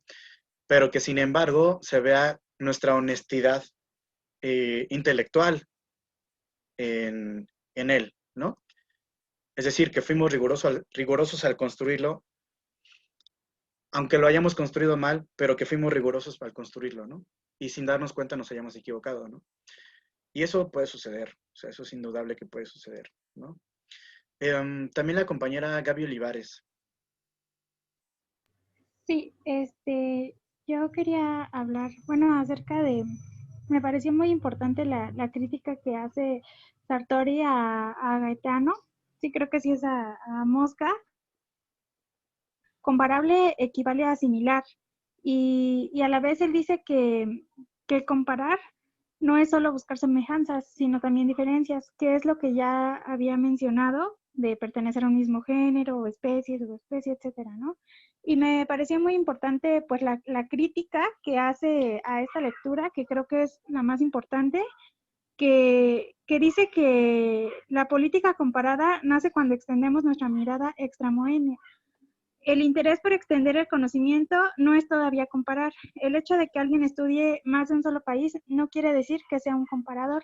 Entonces, eso me parece así como, pues, no sé, una bofetada con guante blanco, ¿no? Porque a veces nosotros nos ponemos así a estudiar que de Venezuela, Estados Unidos y así, ¿no? Pero pues no tenemos como que un método de decir es que yo me baso en esto o yo quiero hacer, no sé, por ejemplo, una comparación de México no sé, con España, porque vemos que las diferencias de forma de gobierno, las diferencias de la Constitución, de todos esos, pues son abismales, ¿no? Si bien pues tienen pues ciertas similitudes, también son diferentes. Entonces, a mí me surgió una duda acerca de la mirada extramoenia, a qué quiere decir con eso, y sobre todo si, cómo podemos tener un método realmente eficaz partiendo de, pues no sé, de lo que tienes en una política comparada. Sí, o sea, creo que lo importante de lo que dice Sartori con respecto a la política comparada es este asunto de que tienen que ser conceptos que aspiren a ser universales, que aspiren, ¿no? Esa es como la idea central, o sea, aspirar, no que sean universales, pero que aspiren a ser universales, para entonces que podamos utilizarlos en distintas, digamos, en distintas regiones, o en distintos países o estados, que es lo que a ustedes les interesa, ¿no? De tal manera que sean útiles, ¿no? O sea, así como tú decías que estudiar un país no quiere decir que estemos comparándolo, ¿no? O sea, simplemente estamos estudiando ese país y ya.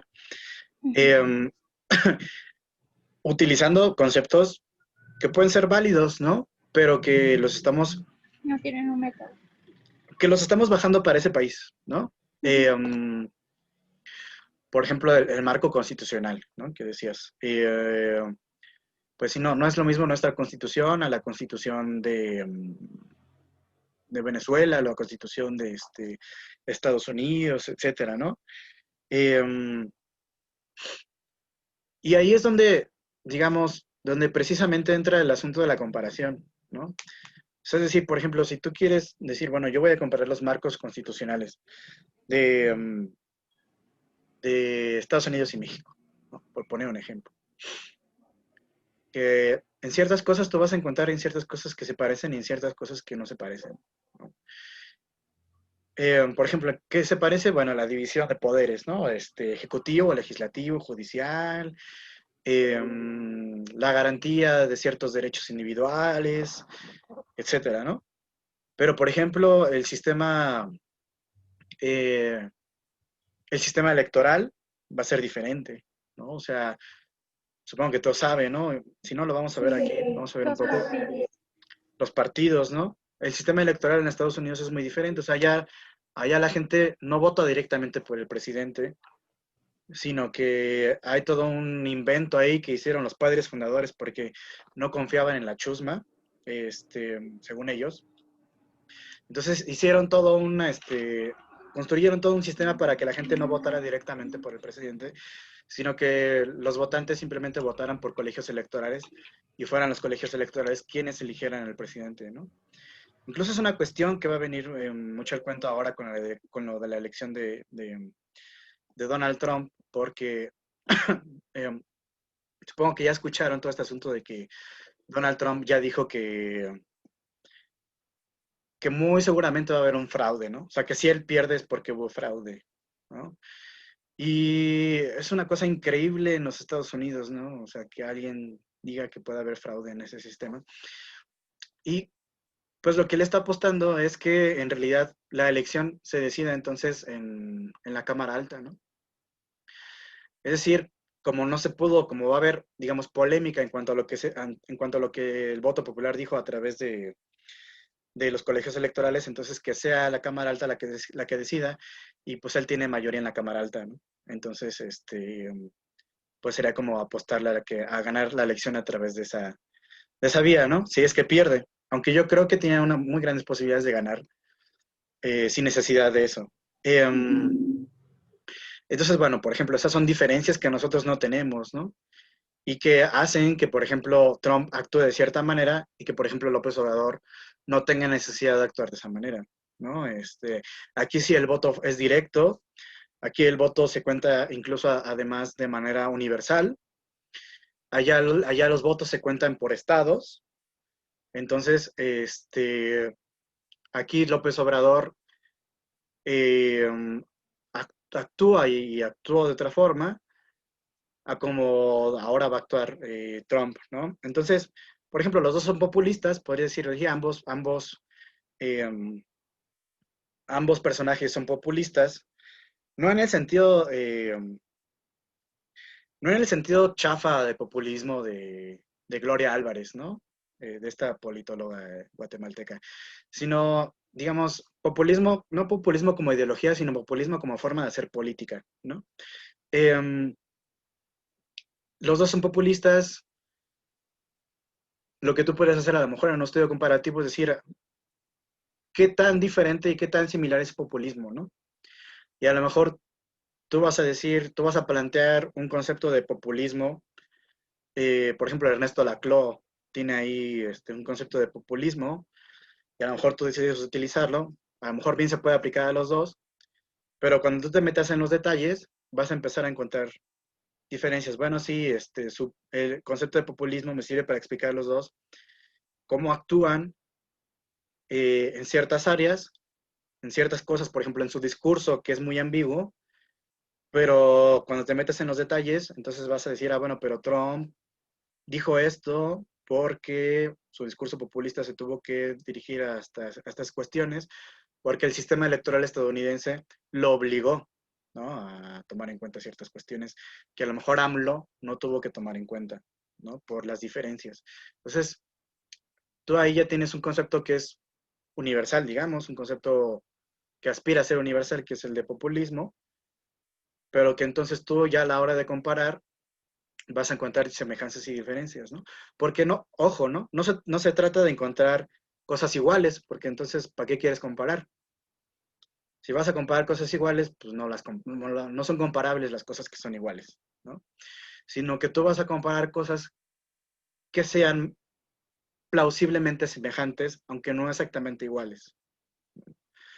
O sea, si yo de repente alguien aquí, un científico loco, quiere clonarme, pues no tiene sentido que ustedes se vayan a poner a compararme a mí con mi clon, ¿no? Porque pues, en realidad somos exactamente iguales. No tiene sentido ahí aplicar la comparación. El compañero Imanol también quiere participar. Muchas gracias, profe. Sí, pues de manera rápida, ¿no? Ahorita que usted estaba hablando acerca del término de pobreza, que me parece que la compañera Diana lo puso ahí por el chat, me viene a la mente el hecho de cómo se fue transformando el hecho, en este caso voy a utilizar la palabra, el terrorismo, y cómo fue sus pasos hacia el extremismo. Por define, ¿no? Que al menos en Naciones Unidas, como tal, pues es un atentado contra los derechos humanos. Y aquí yo contrastaría un poquito a Sartori con el argumento de Gramsci respecto al bloque histórico. Si bien puede haber algunos términos que pueden aspirar a ser universales, pero muchas veces en las ciencias sociales pues está ese movimiento, ese ajetreo, ¿no? En el cual el bloque histórico no siempre va a corresponder a cuando se creó ese término. Y vuelvo al ejemplo del terrorismo. muchas veces no se puede percibir los derechos humanos lo mismo que como en el sudeste asiático, como aquí en América del Norte, por ejemplo. No son necesariamente, no tienen el mismo valor social. Y no me refiero a que pues se tergiverse el significado de derechos humanos, simplemente no se avalan de la misma manera. Entonces ahí muchas veces, por ejemplo, ¿no? La cuestión de la hegemonía. Entendíamos que pues un sistema económico, un sistema político, un sistema social, no era tanto que se estuviera legitimando, simplemente sabía adaptarse a la situación para crear un bloque histórico en el cual esa hegemonía tuviera la validez aparentemente de la legitimidad, ¿no? Pero al final de cuentas ya me han subordinado todo para que ese sistema quedara hegemónico. Entonces muchas veces yo considero que si bien se pueden tener algunos conceptos que puedan aspirar a ser universales, como usted ya lo había comentado y algunos de mis compañeros, no siempre van a aplicar de la misma forma. E incluso también habrá que cuestionarse cada cierto tiempo, cada cierto acontecimiento histórico, no acontecimiento individual, ¿no? Porque muchas veces se tiende a medir la historia por medio de personajes, sino realmente basarnos en los hechos. Si es apropiado seguir utilizando ese término, o si es de ese término tendremos que sacar otro concepto que pueda ser más propio y más universal, porque muchas veces se puede dar ese caso, ¿no? De que se debe de evaluar ciertos términos para saber si pueden seguir vigentes o no. Sí, te respondo con otro concepto de Gramsci, ¿no? Que es el de traducción. Gramsci, de hecho, le gustaba mucho también el rollo de la filología, el estudio de la lengua y todo esto, ¿no? Y él acuñó esta idea de traducir conceptos, ¿no? Para poder llevarlos y trasladarlos a otros lugares, los conceptos había que traducirlos, había que adaptarlos, digamos, a ese lugar en específico, ¿no? Para que pudieran decirnos algo, ¿no? Y sí, o sea, permanece esta idea entonces de que hay una aspiración a que sean universales, ¿no? Con el propósito de que al menos nos expliquen ciertas cosas, ¿no? O nos puedan explicar ciertas cosas. Aspiramos a dar explicaciones. No a decir la verdad, ¿no? Sino a comprender, como ya lo vimos la clase pasada, y hasta cierto punto a explicar, pero decir la verdad sobre algo es una cuestión, que ya es una cuestión filosófica, ¿no? Entonces, sí, o sea, tenemos que ir como aceptando cuáles son nuestros propios límites como ciencias sociales, pero sin demeritarnos a nosotros mismos y decir, bueno, ya ven, pues por eso no voy a encontrar chamba, o sea, pues no sirvo para nada, o cosas así, ¿no? No, o sea, sino que podamos construir, como vuelvo a repetir, de manera más o menos rigurosa, objetos que puedan ayudarnos a explicar algo. ¿Y cómo vamos a saber si nos están ayudando a explicar algo? Pues a la hora de que vayamos a comprobar esa teoría o ese concepto en la realidad. Si ese concepto nos funciona para explicar lo que está sucediendo, pues entonces es un concepto útil, ¿no? Como el concepto de hegemonía, por ejemplo, a mí me parece muy útil para explicar un montón de cosas en la actualidad, ¿no? Entonces, depende de eso, ¿no? Depende de cuál es la utilidad que nosotros podamos darle a ese concepto. La compañera Abby también. Sí, yo también quería comentar respecto a esto que menciona. Apagaste tu micrófono. Ahí está. Sí, yo también quería comentar esta parte en la que los términos cambian, que había una parte de la lectura de John Hughes, la de las clases pasadas, en la que mencionaba a Skinner respecto a lo que se pensaba de los clásicos, ¿no? De Maquiavelo y de Hobbes, en la que se dice, ok, podemos entender a Maquiavelo y podemos entender a Hobbes y las situaciones y podemos hacer comparaciones, analizarlas, comprenderlas, pero en realidad no podemos aplicar esos mismos términos o esos mismos sistemas a la actualidad porque se dieron en unas situaciones específicas, ¿no? A lo que Foucault, posteriormente menciona en la misma lectura, le llama los epístemes, que son las fases particulares de la historia que meramente son aplicables únicamente para quienes lo vivieron, ¿no? Y en este sentido, en una comparación, como por ejemplo, me gustó relacionarlo en el sentido de quiénes son ahora los fanáticos o los seguidores de Morena, ¿no? Meramente de Andrés Manuel. Precisamente estas personas que vivieron bajo el yugo de, bueno, muchos años bajo la hegemonía que tuvo el PRI como partido único y que pues, ya estaba como hecho que él iba a ganar siempre y que después iba a rolar el poder con el PAN. Y ya que llega esta ruptura dentro del mismo sistema político, pues la gente empieza a creer en esto de una forma, pues diría yo, epistémica, en la que podemos explicarlo nosotros ahora como jóvenes, pero no podemos, no podemos sentirlo de alguna forma. Entonces creo que también esto va aunado a los conceptos van cambiando según esta situación no sé si le puedo decir epistemológica de la que habla Foucault. Sí, sí, por ahí va el asunto, ¿no? Entonces, en ese sentido hay distintas epistemes, ¿no? Que funcionan para cada realidad histórica, incluso para cada realidad social, ¿no?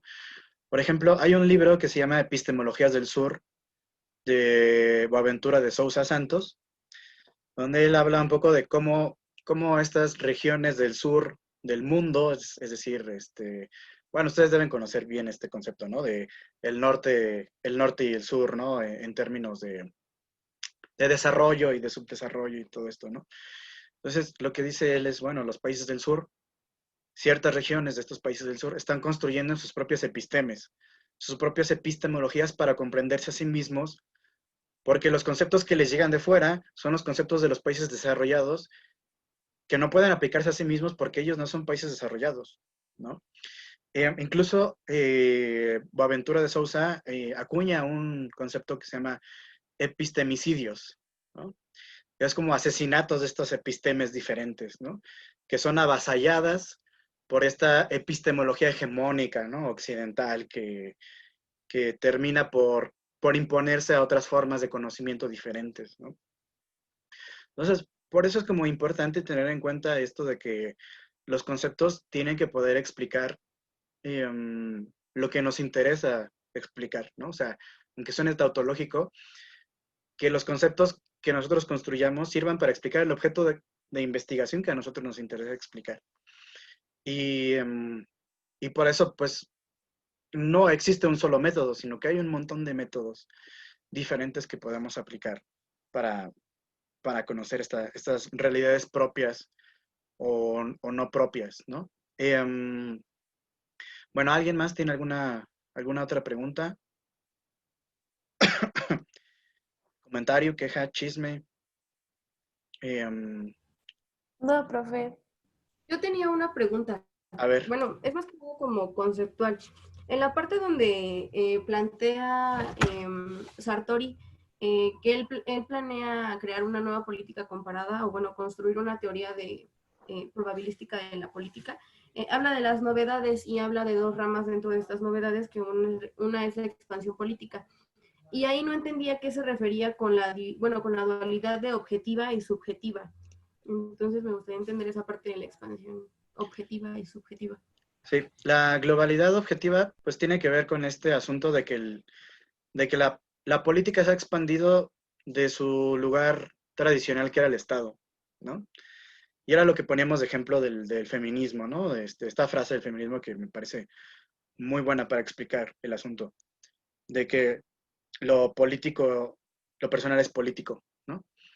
Entonces, ese es uno de esos nuevos lugares a donde se ha expandido la política. A lo mejor a ustedes no les ha tocado tanto y por eso les cuesta un poco a lo mejor entender a qué se refiere Sartori, porque ustedes ya son una generación en la que esta expansión de la política pues ya se ve desde que ustedes son pequeños, ¿no? Pero pues antes no había por ejemplo, no había tantos movimientos sociales como los que hay ahora, o estos movimientos tan fuertes de feminismo, o etcétera, ¿no? O sea, por lo regular todo estaba centrado en el Estado. O sea, piensa en ese México del PRI, de 70 años del PRI. O sea, todo estaba centralizado en un partido, en la figura del presidente y en el elemento estatal, ¿no? O sea, cuando Cárdenas construye este Partido Nacional Revolucionario, perdón, de la Revolución Mexicana, y que concentra dentro de este mismo partido a distintos elementos de la sociedad, a la clase trabajadora, a los campesinos, al ejército y el otro sector que era el sector popular, pues lo que hace es entonces reducir la política al ámbito del partido político. Es decir, la política no iba más allá del PRI por eso, ¿no? O del PRM en aquella época, ¿no? O sea, todos los conflictos políticos se dirimían dentro de ese partido político, dentro del Estado. Entonces, a eso se refiere con la expansión objetiva, ¿no? Se ha expandido más allá, pero subjetiva también en el sentido de que, vuelvo al ejemplo del feminismo, ¿no? O sea, ya subjetivamente ya las personas no asumen que la política es aquello que está fuera de ellos, que pasa allá afuera y que pasa nada más en los partidos políticos, sino que ellos mismos son capaces de hacer política, ¿no? Como los movimientos sociales, creo que son un muy buen ejemplo, ¿no? O sea, toda esta cosa de salir a marchar, salir a protestar, pintar paredes, etcétera, es una forma de hacer política, ¿no? Que subjetivamente las personas están asumiendo, no subjetivamente en el sentido de que no es real o que no es verdadero, sino subjetivamente en el sentido de que tiene que ver con el sujeto. A eso se refiere subjetivamente, ¿vale? Entonces, objetivamente se relaciona con el Estado, subjetivamente se relaciona con el sujeto, ¿vale? Entonces, por ahí va esta diferencia, ¿no? O sea, hay una expansión tanto del objeto como del sujeto subjetivamente que puede hacer política. Ya no nada más son los que militan en un partido político, ¿no? Sino que hay otros agentes políticos también que la hacen, ¿no? ¿Alguien más que tenga alguna otra cuestión? ¿No?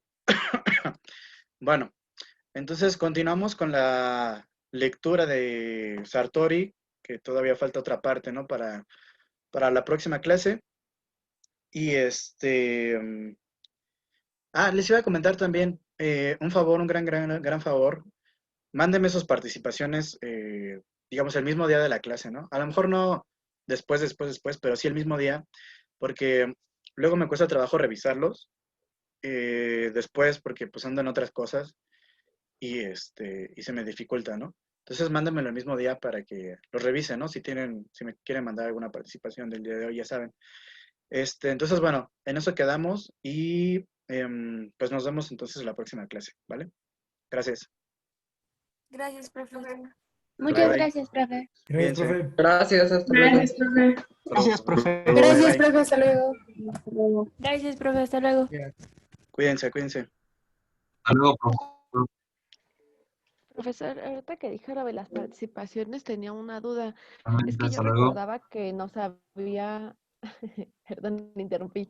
Yo me acuerdo que nos había mencionado que cuando hablábamos no teníamos que escribir como que tal cual todo lo que habíamos hablado, o sea, solamente bastaba con que pusiéramos que habíamos participado de forma hablada. Pero yo veo que todos empezaron a poner así como, o sea, lo hablaban y ponían toda la descripción de todo lo que hablaban. Entonces, luego yo también tengo que escribir todo y quería saber si es No, está como que bien. necesario, porque pues luego no me acuerdo de todo lo que hablé.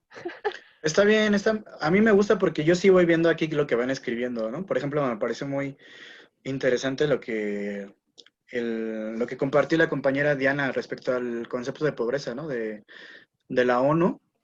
Me parece que, aunque no podamos comentarlo en clase, porque, bueno, se nos iría la clase leyendo las participaciones, a ustedes sí les sirve, porque ustedes lo van leyendo en el chat a lo mejor, y dicen, bueno, pues mira, qué chingón, aquí está cómo piensa la ONU acerca de la pobreza, ¿no? Entonces ya, les puede ser útil, ¿no? Pero si ustedes quieren ponerlo todo así anotado, no hay ningún problema. O si ya participaron oralmente y nada más quieren poner, yo participé oralmente, pues también no hay problema, ¿no? O sea, el chiste es que participen y que podamos escucharnos entre nosotros, ¿no? Eso es lo importante. Ok, sí, o sea, Sí, realmente lo que escribe, pues yo también leo las citas que luego ponen ahí, pero pues sí, yo me refería más como a cuando ya lo hablamos, o sea, que participamos de forma así como hablada, y luego como vuelven Verbal. a escribir todo lo que, ajá, exacto, verbal, Sí. y ya, y vuelven a escribir todo lo que ya hablaron, entonces no sabía por de muchas ideas que toqué, y luego ya no sé qué poner porque ya lo hablé, por eso preguntaba. Ok. No, bueno, si quieres poner todo, no hay ningún problema. Digo, igual por eso pues, es como conveniente tener como ya apuntado, ¿no? Para que no se nos olvide, porque sí, a veces se nos va así como el pedo de que, chinga, ¿qué había dicho? Y ya, pues no se acuerda uno. Pero no hay problema. O sea, si nada más pusiste yo participé oralmente, no pasa nada, ¿vale? No sé si alguien más tiene alguna otra duda, comentario, sugerencia, queja, chisme, algo que quiera platicar. Yo nada más eran los chismosos. Fue cool.